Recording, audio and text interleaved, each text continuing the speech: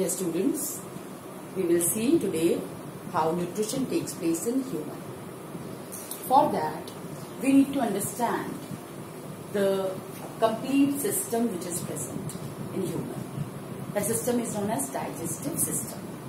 It is an organ system which is made up of various organs: mouth, esophagus, stomach, small intestine, large intestine. These all are various organs along with some digestive glands which are associated with this, and together it forms the digestive system. Okay, so digestive system includes all the important organs for digestion along with digestive glands.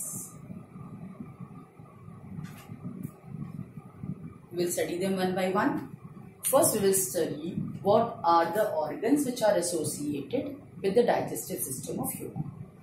We all know that human perform holozoic mode of nutrition, and in that holozoic mode of nutrition, all the 5 important steps will be there: ingestion, digestion, absorption, assimilation, and egestion. Okay, so first step, that is ingestion, which takes place when we take in the food. Okay, humans are heterotrophs, they cannot prepare their own food. So the mode of nutrition is heterotropic. In that they take the food as whole and then they digest it inside. That's why it is known as holozoic mode of nutrition. So our digestion process, it starts from the mouth. Mouth is guarded by lips, and inside the mouth we have 3 important things: teeth, tongue, and saliva. What is the function of teeth? They will help in biting the food, crushing the food, or breaking that food into simpler or smaller pieces. That is mechanical breaking down of food will take place with the help of teeth. We know various types of teeth which are present. Yes, we have 2 sets of teeth: milk teeth and permanent teeth. Okay. Now, types of teeth: incisors, canines, molars, and premolars. Incisors helps in biting, cutting of teeth. Canines help in tearing, because human, they are omnivore. They eat both plants and animals. So for tearing of flesh, canines will help. And then crushing and grinding of food will be done with the help of molars and premolars. So this is about the teeth.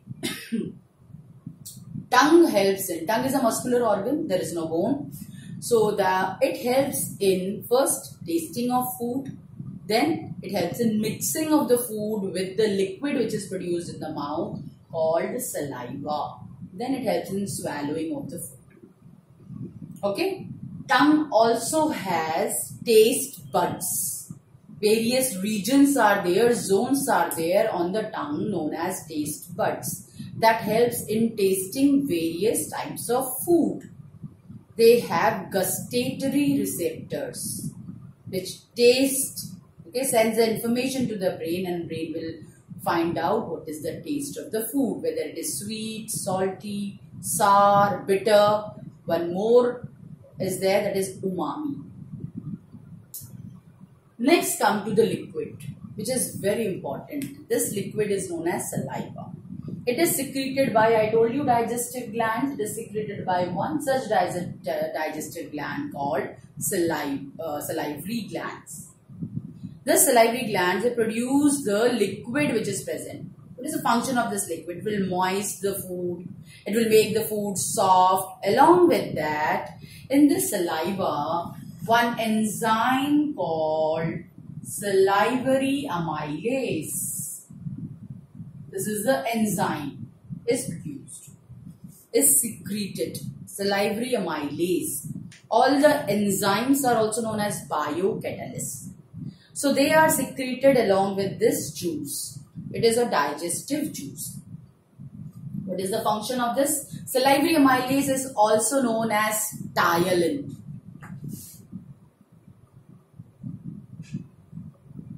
It is also known as ptyalin. Okay, what is its function? Salivary amylase will convert anything which is having starch will convert starch into sugar. That is the function of salivary amylase. They work only on carbohydrates, that too starch, and convert it into sugar. That is the job of salivary amylase. Okay. So now the food which has entered in the mouth is totally broken down, and the complete cavity is known as buccal cavity. Mouth inside the lips, the cavity which is present, that is known as buccal cavity, where your teeth, tongue and saliva is present. So mechanical breaking down of food, then mixing of food with saliva and all, tasting of food, all these things will take place inside the mouth. Then we swallow the food along with the saliva. So some amount of digestion takes place. So which food component is digested in mouth? Carbohydrates. That is starch. Okay. Which enzyme is present? Salivary amylase enzyme. Then we will swallow the food. Food will enter through the opening, okay, and will enter into a tube. That tube is known as esophagus. Esophagus is also known as food pipe. It is a totally muscular tube where the food will move in by the rhythmic contraction and relaxation of the muscles. Okay, food enters in the form of ball-like structure called bolus, and then it will enter into this. Okay, this is a ball-like structure. Okay, and here the muscles will contract, here the muscles will relax. Then the moment food moves forward, this muscle will contract, and like this a wave-like motion appears. That wave-like motion which helps in movement of food, it takes place through the complete alimentary canal. What is this alimentary canal? From the mouth to the anus. From this mouth to the anus, this complete system is alimentary canal, commonly known as gut. Okay. So, what type of movement does take place inside the alimentary canal? It is completely peristalsis. That is a rhythmic contraction and relaxation of the muscles. Now, no digestion will take place in the esophagus. There is no digestive juice, no digestive gland associated with esophagus. Now, the food will enter into a muscular, expandable, bag-like structure called stomach. Food has entered into the stomach. Okay? Stomach will release a type of juice called gastric juice. This gastric juice has three components. One acid is there which will be released by the cells of this gastric layer, this layer, inner layer. Okay, will release one acid called hydrochloric acid. Then an enzyme called pepsin. Pepsin is the enzyme, a biocatalyst, and mucus. What is the function of this acid? Acid will help in converting the medium into acidic. Why we need to convert this medium into acidic? Because this enzyme pepsin can work only in acidic medium. If this acid is not released, pepsin cannot work. Pepsin is present in inactive form. Okay, then it gets activated when acid is released. And acid will be released when we take in the food. Okay, so to make this, apart from that, HCl also kills the germs which are coming along with the food. Okay, so three functions are done by acid. One is changing the acid medium to acidic, then activates enzyme pepsin, and the third one is to kill the germs which are coming along with the food. Fine. After that, this enzyme pepsin, this gets activated and it starts digestion of proteins. Protein digestion takes place in stomach with the help of which enzyme? Pepsin enzyme. Clear? What is the function of this mucus then?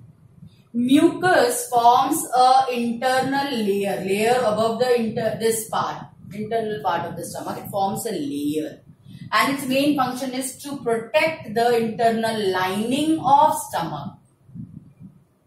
It protects the internal lining of stomach from the direct attack of acid and the enzyme, because our stomach is also made up of proteins. Okay, so acid will burn the layer and proteins will start digesting.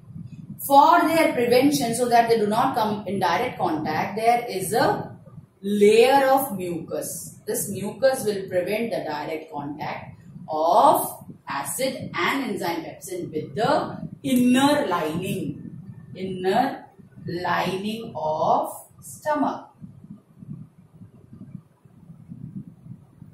Clear, children? In mouth, salivary amylase digested carbohydrate. Carbohydrate, which part? Only the starch part. Okay, the second type of digestion which takes place in the stomach is by the enzyme pepsin, and that they work only on proteins.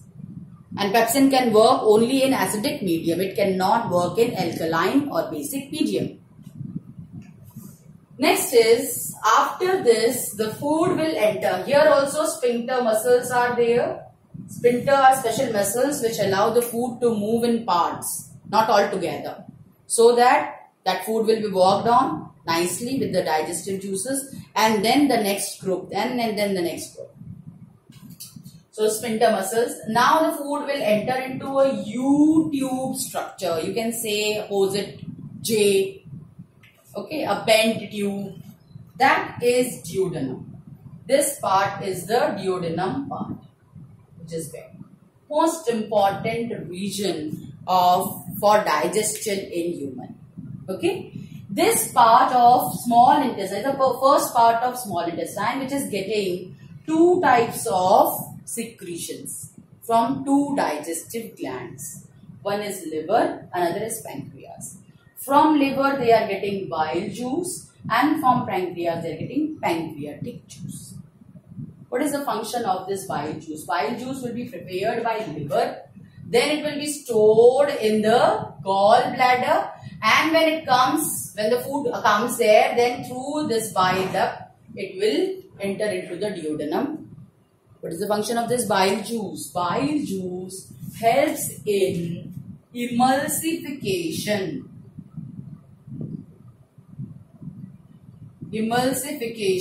of fats. What is this emulsification of fats? Fat molecules, they are very slippery, and large molecules, they need to be broken down into smaller so that enzymes can work. So breaking those big fat molecules into smaller parts is known as emulsification. That is done by the bile juice. Bile juice contain bile pigments and bile salts. Those bile salts help in emulsification of fats and breaking down those big fat molecules into small. So in a way we can say that bile juice helps in digestion of fats. Okay. Come to pancreatic juice. Pancreatic juice pancreas secrete a pancreatic juice. Okay. That contain two important enzymes apart from other enzymes, and those are trypsin, which helps in digestion of proteins, and lipase. Lipase is the enzyme which helps in digestion of fats. So two important enzymes are secreted by pancreatic juice. Now one very important thing which we need to take care here is the difference between pepsin and trypsin. Pepsin also works on proteins and trypsin also works on proteins. What is the basic difference? The basic difference is pepsin is secreted by the gastric juice in the stomach, and trypsin is secreted by the pancreas, okay, and present in the pancreatic juice. The major difference is pepsin always works in acidic medium. It will not work in alkaline. Trypsin works in alkaline medium. So how come this duodenum is getting this alkaline medium? This is again the function of bile juice. Bile juice helps in providing alkaline medium. It adds salts and all and changes the medium to alkaline from acidic. And all these enzymes, they will work only in alkaline medium. Come to after small intestine is a place where complete digestion of food will take place. Complete digestion means carbohydrates, proteins, fats. Everything will be digested. Carbohydrate will get converted into glucose. Proteins will get converted into amino acids. And fats will get converted into fatty acids and glycerol. Okay. So that is after complete digestion in small intestine.